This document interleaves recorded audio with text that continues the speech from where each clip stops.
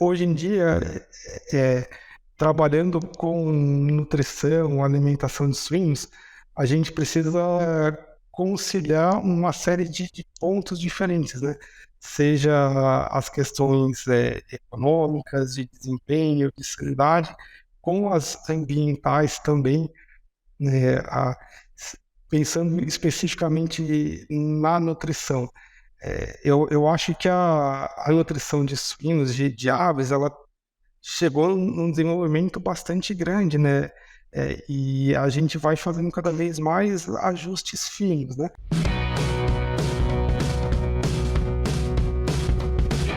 Boa tarde a todos, sejam muito bem-vindos para mais uma edição do nosso Suinocast.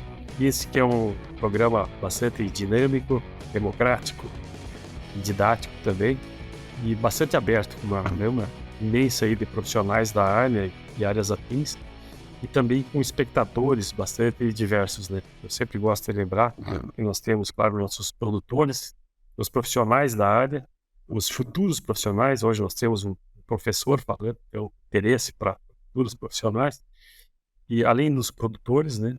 E eu sempre gosto de falar dos filhos dos produtores e de quem é o nosso futuro aí, que vai trabalhar. Então, também despertando alternativas de carreiras da produção e dentro da suinocultura. E também dos acadêmicos, né? Professores, os consumidores e, importante, os não consumidores. Então, uma cadeia bastante extensa para a gente deixar muito claro como que se produz e a seriedade dessa cadeia da suinocultura. Então, hoje eu tenho a honra aqui, o privilégio de entrevistar o professor e doutor Urbano dos Santos Ruiz. Ele é engenheiro agrônomo, formado pela Exalc, Piracicaba, mestre e doutor em zootecnia pela Unesp, no campus de Jaboticabal, e atualmente ele é professor de nutrição animal, nutrição específica de suínos, na Exalc. Então, Urbano, seja muito bem-vindo ao nosso programa, que a gente está ansioso em te ouvir, e fica muito bem à vontade. O nosso objetivo aqui é ter uma conversa leve e que as pessoas entendam os objetivos que a gente quer buscar nessas abordagens. E começando aqui muito diretamente, eu gostaria que tu, Urbano, fizesse a tua apresentação. Eu li teu currículo aqui, mas talvez, e claro que eu esqueci muita coisa, né? Mas quem que é o Urbano? Quem que é o professor Urbano e o nosso mestre aí em suinocultura? Oi, Guilherme, boa tarde. Muito obrigado pelo convite para participar. É uma satisfação enorme estar aqui conversando com você hoje. Como você já mencionou grande parte, né? Eu sou formado em engenharia agronômica aqui na Exalc. Depois eu fiz o mestrado e o doutorado na Unesp, em Jaboticabal. Trabalhei como professor na Unesp também, mas em outra unidade, né, no campus de Dracena, e depois retornei aqui para Exalc. Nesse meio tempo eu fiz também um pós-doutoramento na Universidade de Alberta, no Canadá, que foi um período bastante interessante, bastante produtivo. E na Exalc eu venho trabalhando como professor de graduação, né, com as disciplinas de suinocultura, nutrição de não ruminantes, e também no programa de pós-graduação em ciência animal e pastagens aqui da Exalc, em que eu oriento alguns alunos de pós-graduação, ministro de disciplinas. Eu sou membro também do Colégio Brasileiro de Nutrição Animal, né, faz alguns anos já, onde a gente organiza eventos sobre nutrição e alimentação animal. Bom, vamos ter bastante assunto aqui para conversar agora, Urbano.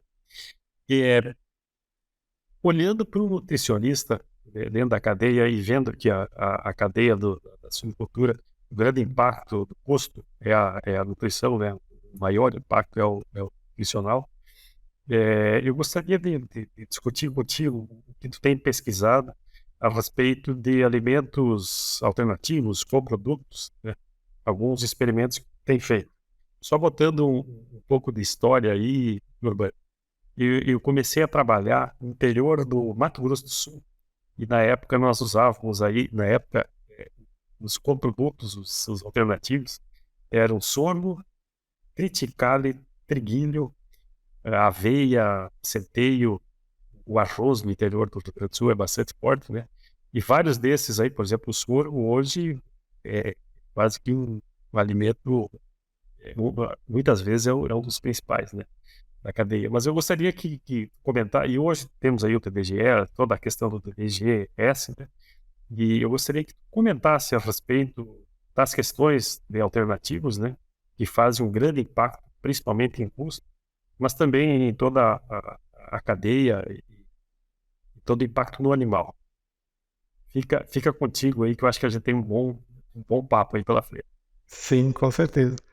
Não, são estudos muito importantes, né? Em parte eu sou suspeito para falar, porque eu trabalho bastante nessa área com esse tipo de avaliação, mas como você mencionou, o primeiro ponto, a alimentação é o item que representa o maior custo na atividade, né?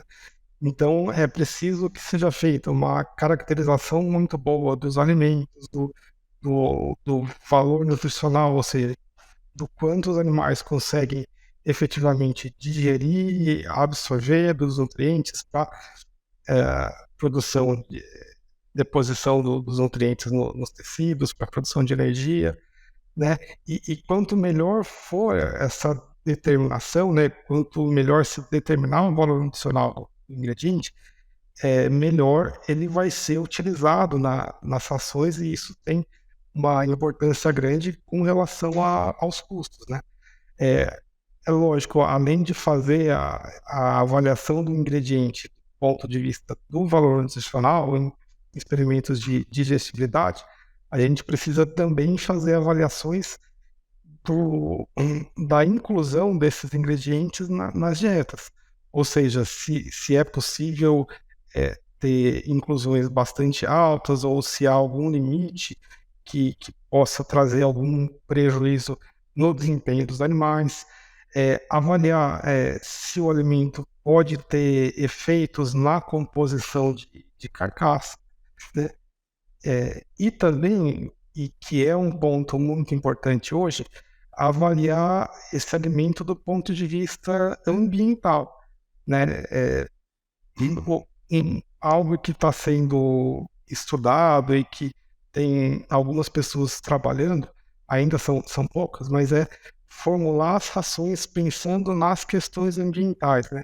E aí, tanto levando em consideração o que os diferentes alimentos geram de emissões de gases de efeito estufa, ou de algum outro impacto ambiental, como também levando em consideração o como que os animais que consumirão esse alimento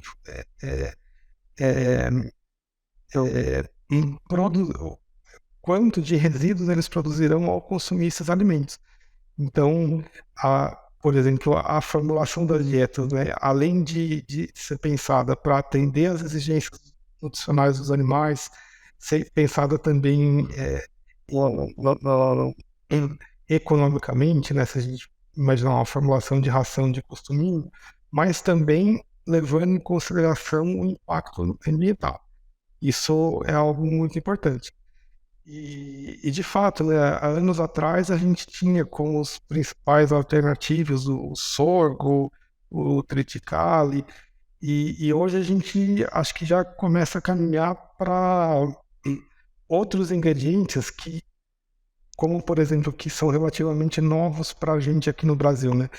Os coprodutos da produção de etanol a partir do milho, ou mesmo a partir do sorgo, ou mesmo os coprodutos da extração úmida do amido do milho, né, para outras destinações. Então, são ingredientes que o ser humano não consome, mas que podem ter um valor nutricional muito grande para o animal, né? Então, essas avaliações são bastante importantes. Dentro desse contexto, algo que também tem uma importância grande é uma um aprofundamento desses estudos, considerando os suínos em diferentes idades ou estágios de desenvolvimento. Se a gente pensar, né, nas tabelas brasileiras para aves e suínos, mesmo nas tabelas francesas de composição de alimentos do INRA, já há uma diferenciação em relação ao que o suíno adulto, né, as matrizes, os cachaços, conseguem utilizar de energia dos alimentos, e o suíno até a idade de abate, né, o suíno em crescimento, generalizando, né. Mas isso Deixa eu só deixa eu só te interromper aqui, que eu acho que a gente entrou em um assunto muito interessante. Eu não queria perder o. Eu vou só fazer um break aqui para a gente entrar no assunto. Primeiro essa questão que tu comentas aí do impacto ambiental, né? Há pouco a gente fez um programa específico em relação ao ESG, e quando a gente fala do E como o ambiente, o meio ambiente, e o social como também como gerar proteína, mas para toda a cadeia, né? Não só que seja economicamente viável. E tu chama atenção para 2 pontos aqui. O primeiro é que o alimento em si só ele tem que melhorar a conversão, né? Ele tem que fazer com que o animal coma menos. E aí evidentemente, se ele comer menos, ele produz também, ele elimina menos.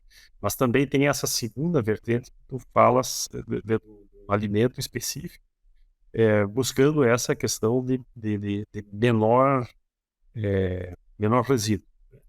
Então, eu acho que fica, só para a gente frisar bem essa questão, que são estudos até de mais tempo, né? Que a conversão sempre foi uma coisa muito, muito buscada, né? Porque, evidentemente, é a redução de custos, mas também o impacto que isso tem na questão ambiental mesmo. Muitas vezes a gente ouve as informações distorcidas em relação à produção, né? Mas é importante também a gente falar de quanto evoluiu isso e quanto estudo, né? Tu e os teus alunos em trabalhos específicos direcionando para melhora da conversão e alternativas. Então, isso é importante também a gente deixar muito claro, né? O quanto que a gente conseguiu evoluir nesse sentido aí. Eu acho que só fechando isso, não sei se tu tem um comentário em relação a isso, e daí eu gostaria de entrar na questão das fases aí, que eu acho que é muito interessante também. Não, de fato, eu assisti ao podcast em que eu imagino que seja o mesmo que você esteja falando sobre essa questão ambiental, e eu achei bem interessante. Até eu fui buscar alguns trabalhos eu não me recordo o nome dela, mas foi uma moça, a entrevistada, e os trabalhos dela são muito interessantes, né? E, e ela fez comparações, né, entre vamos dizer, a pegada ambiental da suinocultura no Brasil e em outros países, e mostrando que no Brasil é menor em grande parte em razão do menor impacto ambiental da produção de alimentos no Brasil, de alimentos para os animais, né?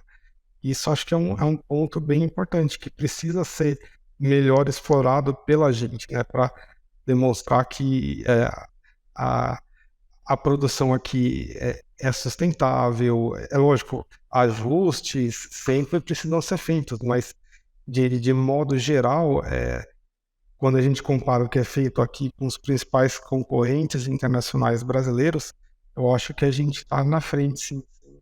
Sim. E é legal também a tua frase inicial, que falou, vou puxar a brasa pro assado, né? Mas é legal que aí todo mundo cai nesse mesmo cesto, nesse mesmo balaio, né? Porque teve uma grande evolução da genética, né? Sem dúvida, a nutrição explodiu aí em relação à tecnologia, as questões de manejo, sanidade. Então, eu acho que a gente tem muito a comemorar e a falar bem dessa cadeia, né? Acho que Sim, é com legal certeza. essa consideração. Mas entrando nessa questão que tu fala do phase feeding ou das fases por alimentação. Quando a gente quebra as rações, nós estaríamos falando em quantas rações na vida de um suíno? Se a gente pensar em termos de matrizes nutricionais dos ingredientes em função da idade, em quantas a gente ou quantas a gente poderia gerar por ingrediente, isso é uma pergunta a ser respondida. Eu acho que não, a gente Na não verdade é tem. infinito, né? É, né, mas se a gente comparar com o que existe hoje, né, como a gente estava mencionando, nas tabelas brasileiras e nas francesas, há uma diferença em, em relação à energia dos alimentos, né? E são dois grupos, o que seria o animal adulto e o animal em crescimento. Mas não há nenhuma diferença, por exemplo, em relação à capacidade do animal em digerir os aminoácidos das proteínas, o fósforo ou o cálcio. Em cálcio, na verdade, a gente ainda trabalha com cálcio total, né? Não trabalha com cálcio digestivo. Tem gente já fazendo estudos a esse respeito, mas pelo menos nas nossas tabelas não tem cálcio total. Ou melhor, a gente só usa o cálcio total. Para fósforo, não, já se usa o digestivo. Mas, pegando como exemplo as tabelas francesas, eles têm valores de digestibilidade do nitrogênio, né, em função dessas duas idades. E aí há diferenças, né? Então, o que eu acho que seria importante ser estudado hoje, eu tenho até um aluno aqui que está trabalhando justamente nesse sentido, e aqui a gente estabeleceu 4 idades para avaliar, né? Então, considerando o suíno recém-desmamado, bastante jovem, ali com 8, 10 quilos, depois o animal entre a final da fase inicial e o início do crescimento, com 30 quilos mais ou menos, seguido pelo animal em terminação, a partir de 70, 80 quilos, e por fim o animal adulto, né? 150 quilos para mais. Então, no trabalho desse meu aluno, a nossa ideia é comparar as digestibilidades de alguns ingredientes diferentes, mas sendo que o que vai ser comparado é a idade em si, né, sobre o mesmo alimento, com o intuito de gerar essas matrizes nutricionais específicas. Então, a gente vai fazer a determinação da digestibilidade da energia, dos aminoácidos, do fósforo, né? E se a gente somar isso com aquela ideia de dividir as dietas pelo maior número de fases possível em função das exigências nutricionais, a gente cada vez mais se aproxima do alvo, né? Ou seja, de fornecer para o animal o mais próximo possível daquilo que ele necessita num dado momento e do que ele consegue extrair e retirar dos alimentos, né? E fazendo tudo isso, e voltando aos primeiros pontos que você colocou na nossa conversa, né? Isso vai promover um melhor uso dos alimentos, vai se refletir nos custos de alimentação, vai ter um efeito também sobre potencial de impacto ambiental, porque a gente vai, ao fazer tudo isso, vai minimizando a fração que o animal não aproveita da ração e excreta. Então as coisas estão todas interligadas. Muito interessante. E aí, voltando aos coprodutos, falou especificamente aí dos. Vamos falar, mal falado aqui, a questão do resíduo do etanol, do milho e do sorgo, né? Que na verdade é o aproveitamento melhor, né? Tanto do sorgo, do milho, quanto do próprio etanol, né? E o que teríamos mais aí de novidades, Urbano? Aqui no Exalc, há 1 ano e meio, 2, a gente fez um trabalho grande com os DDGs, DDGS de milho, né? Hoje a gente está trabalhando também com coprodutos do milho, mas vindo da extração úmida do amido, né? E uma área que eu tenho bastante interesse em entrar, mas aí pensando principalmente na alimentação de de fêmeas adultas, né, de matrizes. E que eu acho que se encaixa nessa ideia da questão ambiental e tudo mais, o uso de silagens, né? Isso é um projeto até que a gente está escrevendo, mas talvez o uso da silagem de planta inteira, de milho, por exemplo, para a matriz, que tem maior capacidade de aproveitar a fração fibrosa dos alimentos, pode ser algo interessante. E se você, por exemplo, associar, né, o produtor, o criador de suínos, utilizar os alimentos que ele mesmo produz na propriedade e que ele usa como fertilizantes ou o biofertilizante que saiu do biodigestor, e, e se você calcular a pegada ambiental de tudo isso, né, eu acho que ela vai ser extremamente reduzida, porque elimina-se a emissão de gases pelo transporte dos ingredientes, a, os, os resíduos que o animal gera são aplicados na adubação do, do alimento que vai ser fornecido para o animal, né?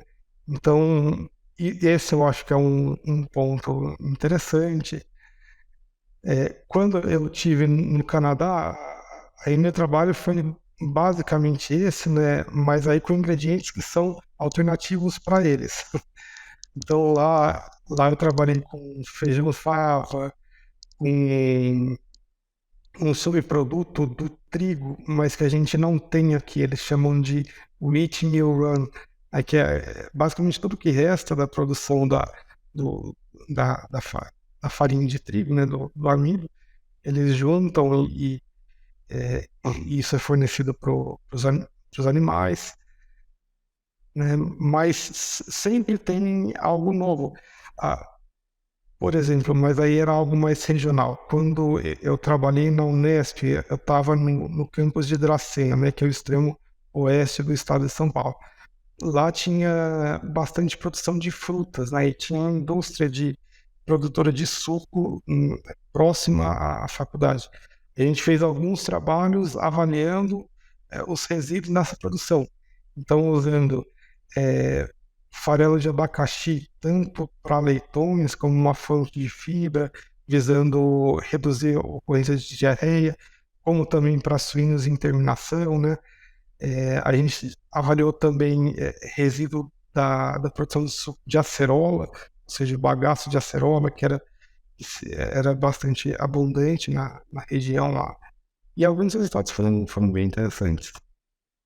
Normalmente o limitador aí é a continuidade especificamente, muitas vezes por safra, né? De ter reservatórios ou silos, ou seja lá, para reservar os resíduos, né? Mas tem um espaço grande aí, né?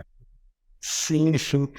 Tem esse ponto que você mencionou é importante, né? Uma dificuldade se trabalhar com esses alimentos é que muitas vezes não se tem a continuidade da produção, ou pelo menos a produção mantendo as mesmas características, né? Ou seja, uma homogeneidade de composição, de...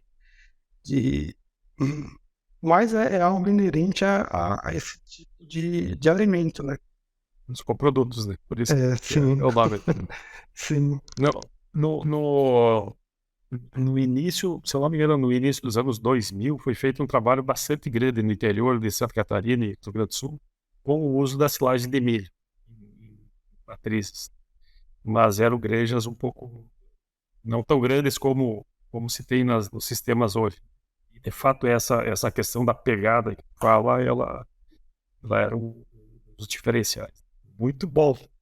Vamos falar um pouco da questão dos aditivos. O que temos aí em relação a prebióticos, probióticos e relacionados à sanidade intestinal, à memória intestinal e à redução de antimicrobianos. O que temos de novidade pela frente? Esse é um tema que é interessante, né? É, desde pelo menos uns 20 anos, aí eu digo 20 anos, que foi quando eu ingressei na vida acadêmica, né, comecei a me interessar mais por isso. A gente sempre ouve falar que o uso dos antibióticos vai ser totalmente proibido aqui no Brasil, né? Ainda não foi, né? Mas gradativamente vem ficando cada vez mais restrito, né? Muitos antibióticos foram proibidos.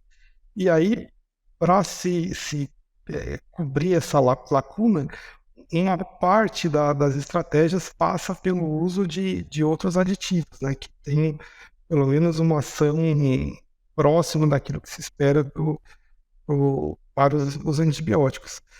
E, e vão surgindo produtos novos a cada ano.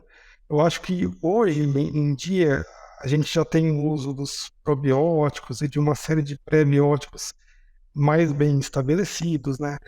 Ah, por exemplo, nesses 15, 20 anos atrás, havia muita crítica sobre os probióticos, que os resultados eram muito inconsistentes. Hoje já não, né? Até quando a gente consulta aí alguns trabalhos em que é, foram feitas meta-análises para se avaliar a efetividade desses produtos, os probióticos estão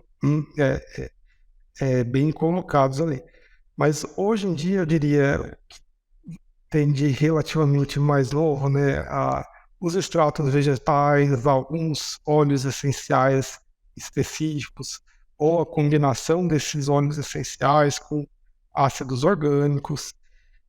Recentemente a gente fez um trabalho aqui que foi bastante interessante, mas avaliando um produto extraído da fumaça da queima de madeira. Então, é, ao se condensar essa fumaça, separar as partes que são tóxicas dela, resta um produto com uma série de princípios ativos, né? E a gente fez alguns testes aqui, foi o trabalho de doutoramento de uma das alunas que eu orientei recentemente, mas são produtos ainda em desenvolvimento, né? Nesse teste em específico, a gente teve a possibilidade de usar esse produto líquido, né? Mas utilizar no líquido, a ação traz algumas dificuldades, até o fato de que ele fica muito diluído, né? Mas nos testes que a gente fez in vitro, né? E aí, in vitro, a gente conseguiu chegar a concentrações mais elevadas do produto. Aí a gente teve resultados muito interessantes na inibição de micro-organismos patogênicos, né? Mas no experimento com os animais, a gente teve resultados interessantes do ponto de vista microbiológico, né? Mas não houve diferença no desempenho dos animais. Mas, por exemplo, houve um maior desenvolvimento de lactobacilos nos animais que receberam a maior dose desse produto, né? Mas isso não se refletiu num- numa diferença de desempenho, de ganho de peso. Assim. Esse produto era usado em qual fase? A gente usou para leitões, na alimentação dos leitões, do desmame até os 63 dias de vida. Esse, nunca tinha ouvido falar. Como que é o nome desse processo, O nome que a gente deu foi extrato pirolenhoso, né? Ou seja, que é um produto extraído da fumaça da queima da madeira, né? é alguma madeira específica? No nosso caso, foi de eucalipto, mas tem alguns trabalhos, ou melhor, tem mais trabalhos sobre produtos desse tipo, principalmente em países asiáticos, e aí esse é um fator que muda, né? Então, tem alguns trabalhos sobre a fumaça da queima do bambu, ou outras espécies de vegetais, né? Outros tipos de árvores, mas no nosso caso aqui foi de eucalipto. Coisa muita novidade mesmo. Sempre alguma coisa diferente vai surgindo, né? E aí, E o. Bom, a gente falou aí dos prebióticos, probióticos, os óleos essenciais e essas outras alternativas. E tem uma questão também que a própria idade do desmame hoje o leitão um pouco mais velho, ele é um leitão melhor preparado, né, para essas fases. E, vocês têm alguns estudos em relação a esse tipo de alternativos, comparando idades aí de desmame? Nos nossos trabalhos, a gente não chegou a fazer comparações sobre a idade, mas realmente existem diferenças, né? Até porque nas pesquisas que nós fazemos aqui, a gente traz os animais de granjas comerciais, então aí a gente acaba tendo que seguir o que as granjas praticam, pelo menos aqui no nosso entorno, né? Mas eu, é, pensando assim na resolução do problema, não só por meio da troca de um aditivo, né, do antibiótico, por um, por um outro aditivo. É, Nesse sentido, esse ponto que você mencionou é muito importante, né? Então, tanto a idade de desmame é importante. Se o animal é desmamado um pouco mais velho, é de se esperar que ele esteja mais bem preparado para os desafios que ele vai encontrar depois, como também as próprias questões relacionadas com a biosseguridade, né, com limpeza da granja, com, e também com a alimentação, né, mas ainda esquecendo um pouco os aditivos ou técnicos, mas se a gente pensar em dietas com teores de proteína, né, um pouco mais baixos. Um outro ponto que também é importante, isso a gente fez alguns trabalhos a esse respeito, é o uso de determinadas fontes de fibra em dietas para leitões também tem uma função importante ali em minimizar ocorrências de diarreia ou pelo menos é, em diminuir substrato para desenvolvimento de micro-organismos nocivos pelos animais. Até, por exemplo, naqueles trabalhos que eu mencionei sobre o farelo de abacaxi, né? A gente testou esse ingrediente para leitões, mas aí pensando em utilizá-los como uma fonte de fibra, em baixas inclusões e avaliando ocorrência de diarreia e tudo mais. E esse é um aspecto que está bastante relacionado com a avaliação de ingredientes, né? Principalmente dos alternativos, porque a grande parte desses ingredientes alternativos de origem vegetal, eles são ricos em fibra. Se a gente considerar tanto os DDGs, como os outros coprodutos do milho, da moagem do milho, tem bastante fibra. Todos esses resíduos de frutas que eu mencionei, as próprias silagens, né, tem, tem bastante fibra. Então, e a fibra é uma parte do alimento que, por muito tempo, ela foi desconsiderada na alimentação dos animais não ruminantes, né? Ou melhor dizendo, por muito tempo entendeu-se somente a fibra é um problema porque o animal não digere bem, mas havia poucos estudos sobre os efeitos funcionais da fibra, né? Seja pensando nos leitões com o intuito de diminuir diarreia, de promover melhor saúde intestinal, seja, por exemplo, em animais pesados que são abatidos aí com 120, 130 quilos, né? Então, a, o aumento no teor de fibra da dieta pode ser interessante também como uma forma de controlar o consumo de ração, mesmo valendo para as porcas gestantes, né? Então, eu acho que é uma parte importante. Sim.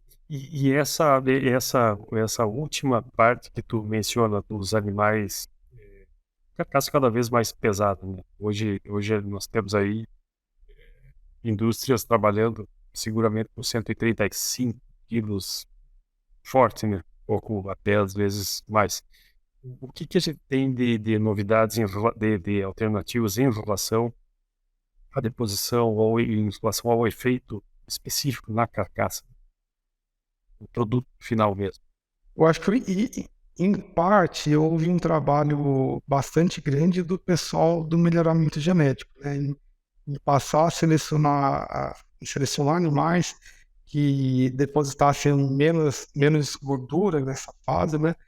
Eu acho que isso, se a gente comparar com o que se tinha há 15, 20 anos atrás, teve uma mudança grande. Por muito tempo se fez o uso da ractopamina, ainda se faz, né, aqui no Brasil, mas, por outro lado, o uso da ractopamina está sendo proibido, né, já foi proibido em grande parte. Acho que quem usa basicamente somos nós, ou os Estados Unidos, mas na Europa ela não se usa, na Rússia também não, na China eu não tenho certeza, mas eu acho que não se usa Não também. é permitido exportar para a China, né? É, então a ractopamina, apesar de ser um produto muito bom para essa finalidade, é, vai limitar quando se quer exportar o produto, né? O uso de ingredientes mais fibrosos ou de dietas com teor mais alto de fibra é um meio de se controlar, de se diminuir essa deposição de gordura, né? Tem pontos a serem melhorados nisso, porque a partir do momento se, que se fornece para os animais dietas com maior teor de fibra, ele tende, por um certo tempo, a diminuir o consumo, né? Mas junto com isso, ele também tem uma piora na digestibilidade da dieta como um todo, seja da energia, dos aminoácidos, né? Então é necessário fazer uma compensação nesse sentido, mas a gente ainda não tem essas respostas, né, de quanto compensar ou porque isso vai depender muito também do tipo e do teor de fibra na dieta, né? Esse é o ponto importante. Hoje a gente sabe que o que se chama de fibra, na verdade, é composto por uma série de polissacarídeos diferentes, né, que têm efeitos diferentes no animal. E o animal, dependendo do tempo que ele recebe essa dieta com maior teor de fibra, ele vai se ajustando. Então, no começo ele come menos, de fato, mas depois ele passa a comer bastante. E aí, isso é um problema a ser contornado, né? Comprometimento na Mas, conversão. sim, sim. E ele acaba precisando de um tempo um pouco maior para chegar no peso de abate. Então, é uma estratégia interessante, mas que precisa de ajustes. Legal. Mirando um pouco agora lá no professor Urbano, qual que é o recado aqui para alunos? Eu sempre gosto quando eu tenho a oportunidade de falar com professores, né, qual que é o perfil do nosso aluno hoje, ou qual que é o recado que tu tens para quem está querendo ingressar nessa academia da suinocultura, da academia, da produção, da produtividade, que a gente vê hoje muito ainda o estigma do veterinário. Quando a gente pensa o que é um veterinário, a gente ainda tem a estigma do estetoscópio, do pet, né? Qual que é o recado aí para a gente atrair esse público que a indústria, a agroindústria, as cooperativas, o independente, precisa muita gente, né? E a gente acaba tendo uma carência de mão de obra boa, né? Qualificada. E com interesse, né? Não só qualificado, mas com interesse. Esse eu acho que é um ponto muito importante, né? É uma área que é carente de profissionais, né? Seja em cursos de veterinária, de zootecnia ou mesmo de agronomia, pouca gente acaba vindo trabalhar com animais não ruminantes, mais especificamente com suínos. Então, para quem tem algum interesse no assunto, eu acho que uma primeira dica, sugestão importante é que pode ter bastante sucesso, porque é uma área que demanda muita gente e que precisa de mais profissionais do que se tem hoje, né? Eu sou suspeito para falar, né? Eu trabalho com isso, gosto muito disso, mas hoje em dia, trabalhando com nutrição, alimentação de suínos, a gente precisa conciliar uma série de pontos diferentes, né? Seja as questões econômicas, de desempenho, de sanidade, com as ambientais também, né? Pensando especificamente na nutrição. Eu acho que a nutrição de suínos, de aves, ela chegou num desenvolvimento bastante grande, né? E a gente vai fazendo cada vez mais ajustes finos, né? Mas é uma área que já são áreas bastante desenvolvidas. Mas ainda tem muito a ser trabalhado, a ser é, explorado, né? E, e associando isso com outro ponto que você mencionou no início, né?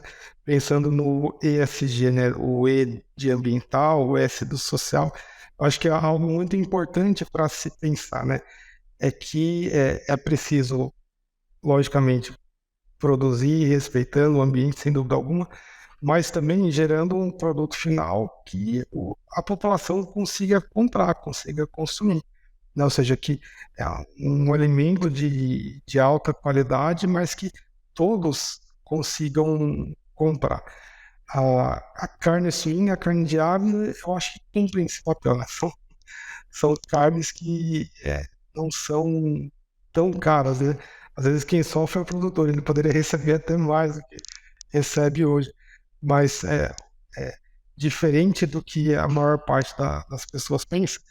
É uma área que respeita o ambiente, que tem que cumpre uma função social importante, né, na medida que é um alimento acessível, não digo para todos, mas para uma boa parcela da população, né?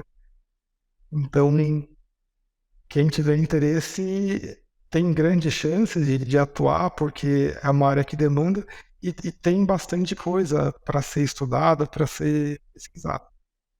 Tem E bastante principalmente espaço. num país como o nosso, né?